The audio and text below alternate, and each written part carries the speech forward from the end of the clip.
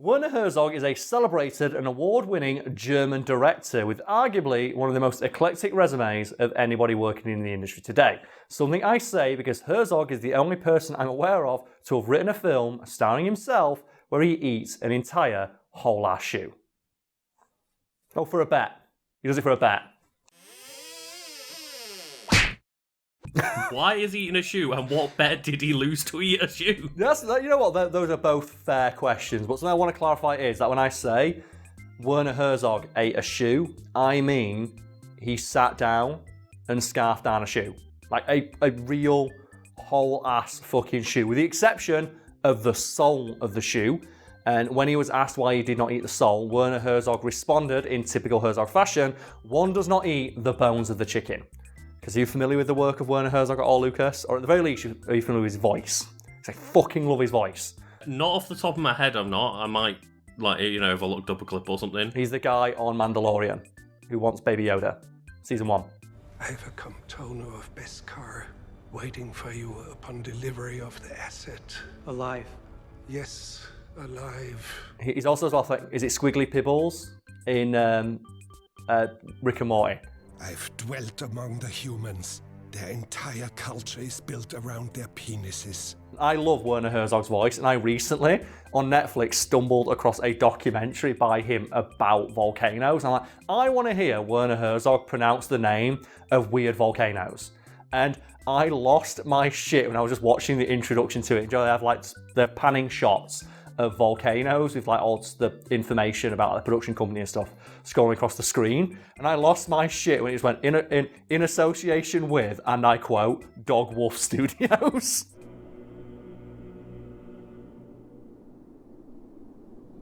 Celebrated documentarian Werner Herzog in association with Dog Wolf Studios. That's a fucking name for a company right there. But that's besides the point. People are probably wondering about the eating of a shoe, and that goes back to a disagreement of sorts that Werner Herzog had with another aspiring young filmmaker at the time called Errol Morris. So what was said disagreement between Herzog and Morris then? Well, the two men got on, but Herzog found himself becoming increasingly frustrated with Morris's inability to complete a project, and he was a chronic procrastinator. And to the point where he quit on several other projects prior to the argument we're about to discuss taking place.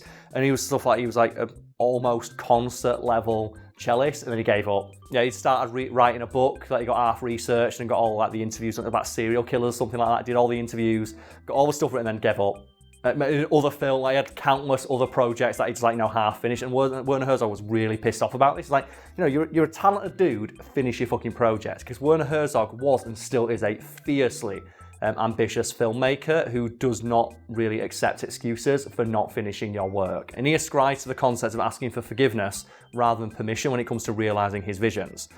For example, he very famously stole a 35mm camera worth several $1,000s from the Munich Film School to finish one of his early projects. He just fucking stole it. And Herzog is a huge proponent of guerrilla filmmaking, and to this day holds seminars and gives speeches about it. And he's talked at length about that. Modern filmmakers, it's never been easy for them. You can film something on your fucking iPhone now. You don't need to do what I did and steal equipment because it's so readily available. Meaning, the only real barrier is your own imagination. That said, he does hold yearly seminars on things that might help aspiring guerrilla filmmakers, such as breaking into abandoned buildings to use as filming locations, and, I shit you not, the exhilaration of being shot at unsuccessfully. Something that has happened to Herzog multiple times. One thing I should clarify is that Werner Herzog has gone on record as saying, I would never kill for a film. I'd never do anything that would send me to jail. Do not risk your freedom for your vision. It's not fucking worth it. Especially given, how easy, how low the barrier is for entry for an aspiring filmmaker today. But if you need to get that shot and you need to get into that building to get that shot, here's a course on lockpicking that you might want to take so you can do that. Okay, yeah, so what is this about the shoe, Karl? Okay, well, the story goes that Herzog was just getting really pissed off with Morris talking about a documentary he was making called Gates of Heaven. And Morris was doing that typical creative thing of, it's going to be great when I finish it. Just talking about this project that you know they're never going to fucking finish. And Herzog eventually got so pissed off just hearing Morris talk about his project, he knew that he wasn't going to finish, that he looked him dead in the eye and said, and I quote, "I'll eat the shoes I'm wearing the day I see your film for the first time." Yeah, and the story goes that that kind of lit a fire under Morris's arse. Not because he wanted to see Herzog eat a shoe, but because, you know, someone he respected was basically saying, I don't think you're going to do this. I don't think you have it in you to finish this project. One of the great motivators, just spite kicked in. Spite, the ultimate motivator. I will stand by spite as being the best motivator. This channel exists almost entirely out of spite. Lucas, I feel like we would have packed in making videos ages ago if it wasn't for the fact we wanted to spite people who keep saying that they're shit. It's like, they are shit, but they make us money. And I want to keep making money with my shit videos just to annoy you. And Morris, similarly upon hearing this from Herzog, was like, no, fuck you. I will finish my film. And went right ahead and got Gates of Heaven made. I'm presuming this is where it's going then, of like, he therefore had to eat a shoe or something. Yeah. And I'd argue that Herzog didn't need to eat his shoe because it was very obviously a prideful boast. But Herzog was like a man of his word, and he said, I'm going to eat my shoe. I said that I'd eat my shoe, specifically the shoe that I was wearing when I made the bet. So, he got that shoe out of his closet, and he went to a local restaurant and asked a chef, would you be able to make my shoe into something palatable? And the chef was like, it's not the weirdest request I've had, but it's up there. I guess we could cook your shoe. And they prepared it like an actual dish where they filled up the shoe with herbs and spices and then tied the laces up so you don't keep the herbs and spices inside of it, and then marinated it for 5 hours in butter and garlic. Looks already good. Look at this. Good. And as mentioned, Herzog was filmed doing this because he decided to turn it into a pseudo-performance art piece for a film he wrote, aptly titled Werner Herzog Eats His Shoe. The best part is as well, he arranged it to happen at the premiere of Gates of Heaven. So people would come in, watch him eat his shoe, and then he could watch the premiere, as he promised. The day that I see your film for the first time, I will eat my fucking shoe. And he was committed to it. And the best thing is though, like, Herzog hopes that by properly preparing the shoe, it would soften the leather, but cooking it actually had the exact opposite effect, and it made it tougher.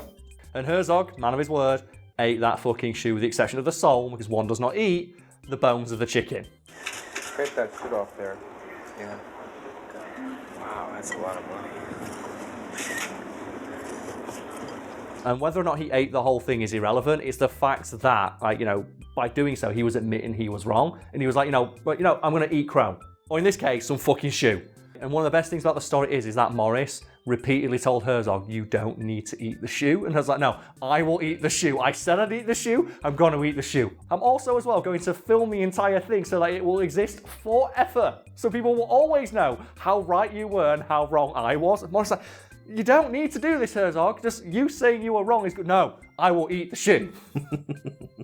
It gets just a little bit better as well, because eventually Morris, he actually started getting annoyed about this because Herzog ate the shoe at the premiere of the film. And in Herzog's mind, it was like a really great marketing stunt. Even if people who aren't interested in seeing your documentary are going to come watch me eat a fucking shoe, because why would you not? And Morris was like, no, but you're going to draw attention away from my film by doing this, which is fair, because it's a German man eating a shoe.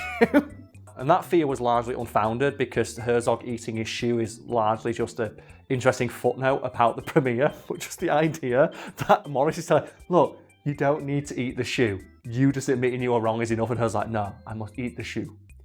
The shoe, I must put that shoe inside me.